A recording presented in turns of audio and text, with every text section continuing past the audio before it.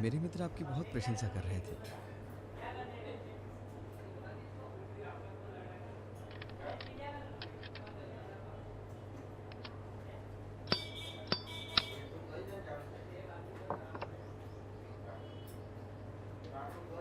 देखिए, ये सिर्फ आपको बना रहे हैं।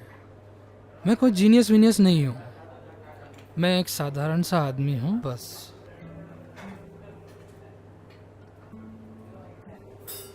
मैं ये आज तक नहीं समझ सका कि कुछ लोग जीनियस क्यों माने जाते हैं। मैंने पढ़ा है बड़े बड़े लोगों के बारे में, और जिन्हें लोग जीनियस कहते हैं उनकी रचनाएं भी पढ़ी हैं, जैसे शेक्सपियर, टॉल्स्टॉय, गोर्की। मैं इन सारे लेखकों को हेच समझता हूँ।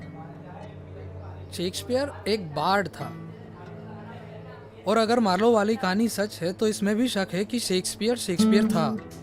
टॉल्स्टॉय, चेखव, गोर्की जैसे लेखकों को मैं अच्छा कॉपीस्ट समझता हूँ। सिर्फ अच्छा कॉपीस्ट और कुछ नहीं। उन्होंने जैसा अपने आसपास गुजरते हुए देखा, हूबहू वैसा का वैसा चित्रण कर दिया। इसमें कोई विशेष प्रतिभा की आवश्यकता नहीं है। हाँ, टैगोर में कुछ कविता जरूर थी। देखिए, मैं एक निहायत ही अदना इंसान हूँ, लेकिन मुझे ये पता है कि जीनियस कहते किसे हैं। माफ कीजिएगा, कहते नहीं। जीनियस कहना किसे चाहिए।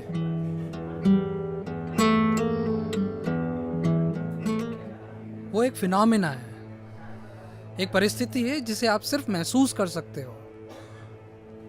उसका अपना एक रेडिएशन है, अपना एक प्रकाश है। उस रेडिएशन का अनुमान आप उसकी चेहरे की लकीरों से या उसके हाव भाव से या उसकी आंखों में देखकर नहीं होता।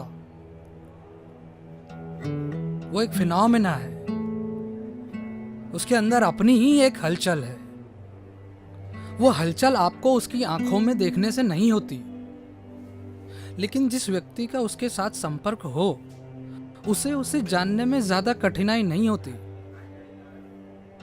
उसे सिर्फ महसूस किया जा सकता है। जीनियस को जीनियस की तरह जानने के लिए उसके सामने उसकी लिखी हुई कविताएं या उसके बनाए हुए चित्र आपको उसके सामने रखने की आवश्यकता नहीं है। वो एक फिनोमेना है जो अपने आप में एक प्रमाण है। उसके अस्तित्व में वो चीज होती है जो खुद ब खुद बाहर महसूस होती है।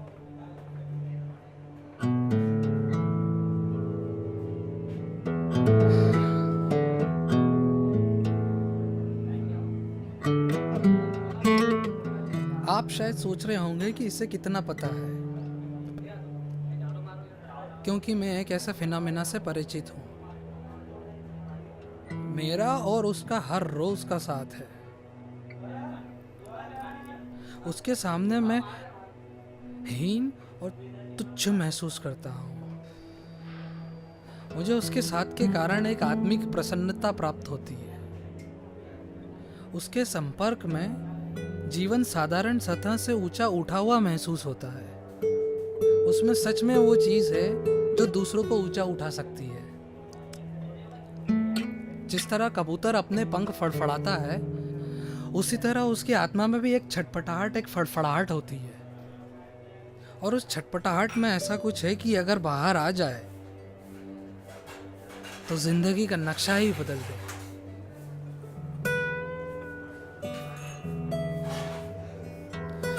लेकिन उसे उस चीज को, उस टॉर्नेडो को बाहर लाने का कोई शौक नहीं है। उसकी नजर में ये बाहर लाना एक धंधा है, एक बनियापन है। इसलिए मैं उसकी बहुत इज्जत करता हूँ।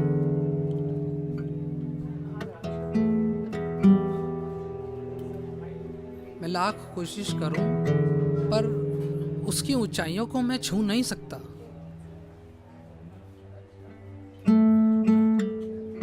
मैं उससे बहुत छोटा हूं, बहुत छोटा। उसके साथ के कारण मुझे आत्मिक प्रसन्नता होती है।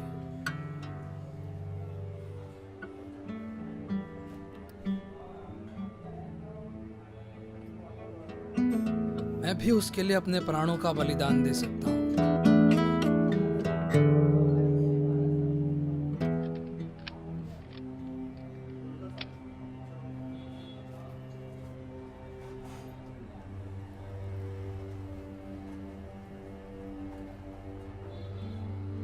अपने जीवन में बहुत भूख देखी है, हर चीज की भूख, हर वक्त की भूख। और उस भूख के कारण मैं काफी व्याकुल रहा। भूख उसे भी थी और मुझसे ज्यादा थी, लेकिन उसे मैंने छटपटाते या व्याकुल होते हुए नहीं देखा। लेकिन जब मैं उसे देखता हूं तो शर्मिंदा हो जाता हूं। वो कठिन से कठिन परिस्थिति में भी मुस्कुराता रहा। मेरा सर उसके सामने झुक जाता है। कभी कभी तो ऐसा लगता है कि मैं हूं ही नहीं, बस वही है। उसके रेडिएशन के सामने मेरा व्यक्तित्व फीका पड़ने लगता है। लेकिन मैं अपनी सीमाएं जानता हूं। मैं लाख कोशिश करूं लेकिन उसकी ऊंचाइयों तक उठ नहीं सकता। आप शायद ये सोच रहे होंगे कि वो व्यक्ति कौन है जिसके बारे में मैं बात कर रहा था। मुझे खेद है कि मैं आपको या किसी और को उससे मिला नहीं सकता। मैंने कहा था ना, वो एक व्यक्ति नहीं, वो एक फिनोमिना है। मुझसे बाहर वो मुझे भी नहीं दिखता।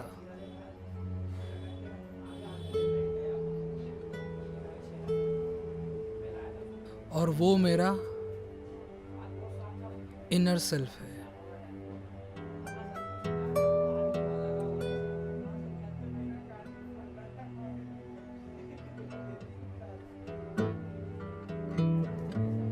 मैं भूल गया था मुझे एक जगह जाना है।